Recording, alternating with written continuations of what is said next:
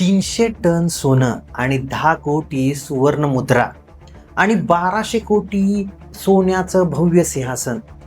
1674 मध्ये ज्यावेळी छत्रपती शिवाजी महाराजांचा राज्याभिषेक झालेला होता, त्यावेळी स्वराज्याची संपत्ती ही आजच्या हिशोबात तब्बल 3,91,000 कोटी पेक्षा अधिक होती.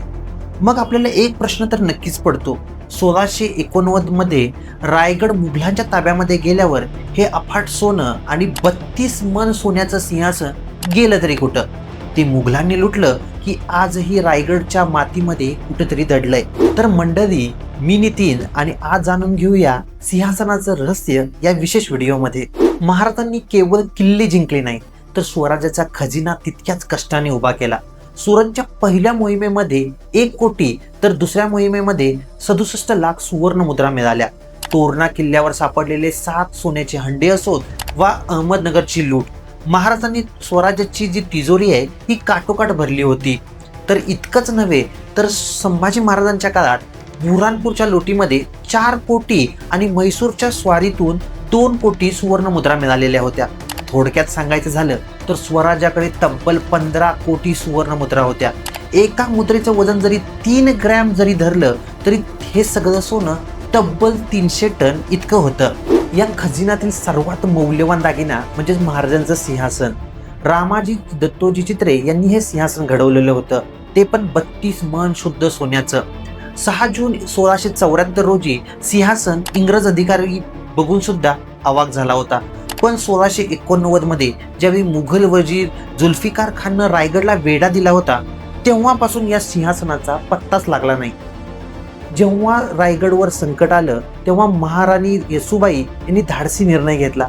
त्यांनी राजाराम महाराजांना गुप्त दरवाजानं दोरीच्या साह्यानं खाली रवाना केलं.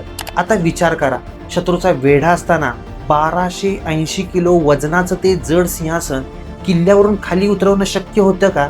तर मुळीच नाही. याचा अर्थ असा आहे की खजिना आणि सिंहासन किल्ल्यावरच होतं. काही इतिहासकारांच्या मते जेव्हा जुल्फिकार खानने रायगड जिंकला तेव्हा तो औरंगजेबाकडे 3 ते 4 सोन्याच्या पेट्या घेऊन गेला.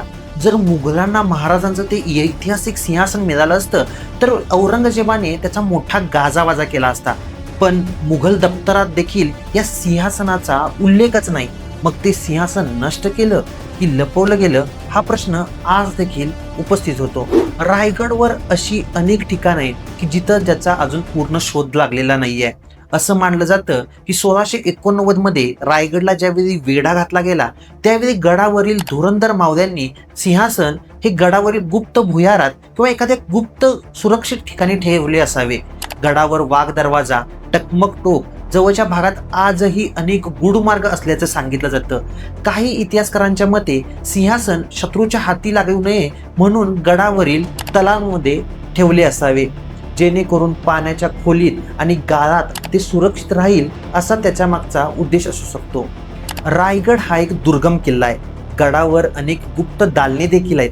जर मराठ्यांनी ते सिंहासन अशा ठिकाणी लपवलेले असेल जे आजही शोधणे खूप कठीण आहे. मित्रांनो, हा खजाना का मिळाला नाही आणि हे आजही एक रहस्यच आहे. रायगडचं ते जरी सिंहासन आज आपल्या डोळ्यांना दिसत नसलं तरी प्रत्येक भारतीयांच्या मनात आजही ते जिवंत आहे. तुम्हाला काय वाटतं, ते सुवर्ण सिंहासन आजही रायगडच्या मातीत सुरक्षित असेल का?